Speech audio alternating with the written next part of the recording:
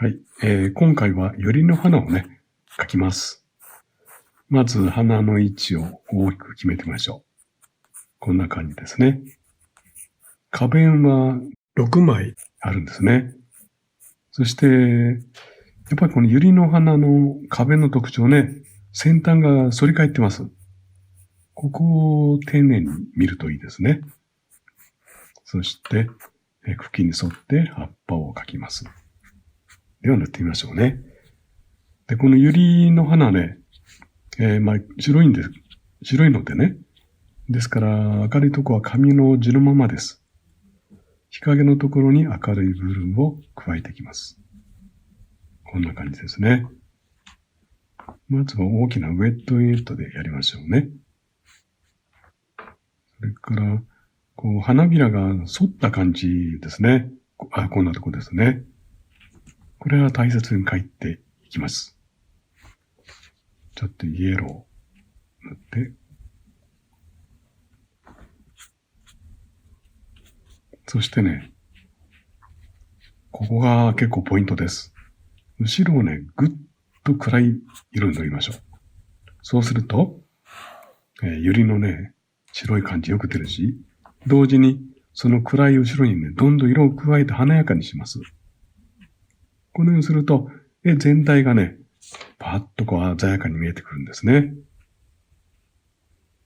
そう、こんな反り返った部分ね、ちょっと丁寧に描きましょうね。ユリらしく見せる部分です。そして、おしべとめしべを描きます。めしべですね。そして赤いおしべがこのようについています。ほら、ユリっぽくなったでしょ？では、ね、花ができてきましたので、今度はつぼみの部分ですね。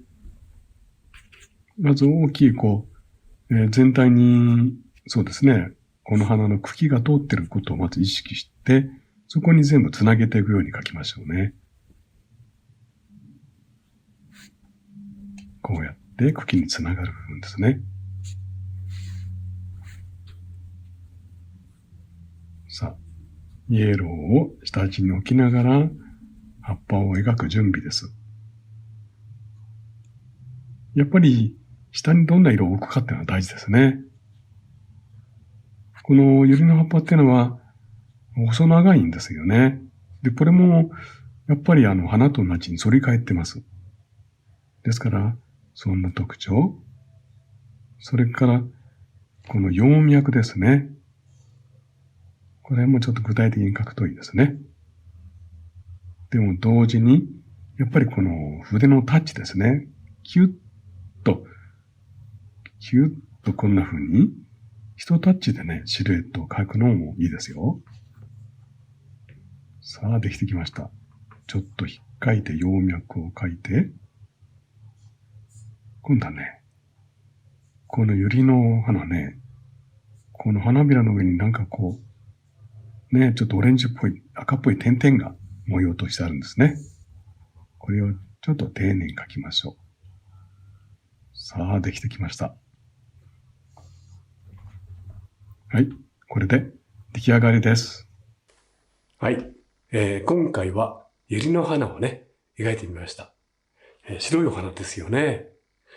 このユリの花の特徴は、いろいろありますけども、とにかくこの白い花の美しさをね、引き立たせるためにも、この後ろは鮮やかでね、少し暗めの色を使いましょう。そして、ちょっと楽しい色を加えると、このユリの花全体がね、華やかに見えてきます。また、こういう花びらのね、先端のちょっと反り返ったのも大事でしたね。はい。いかがでしたか？これからね、私と一緒に、また水彩をね、楽しんでいきましょう。それではまた。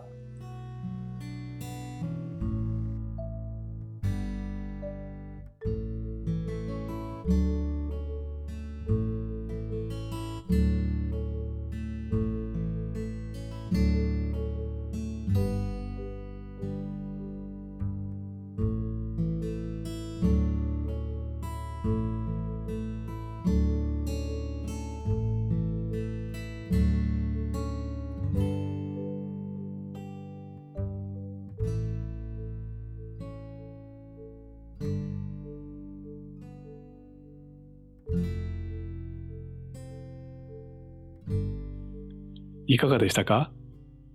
チャンネル登録もよろしくお願いします。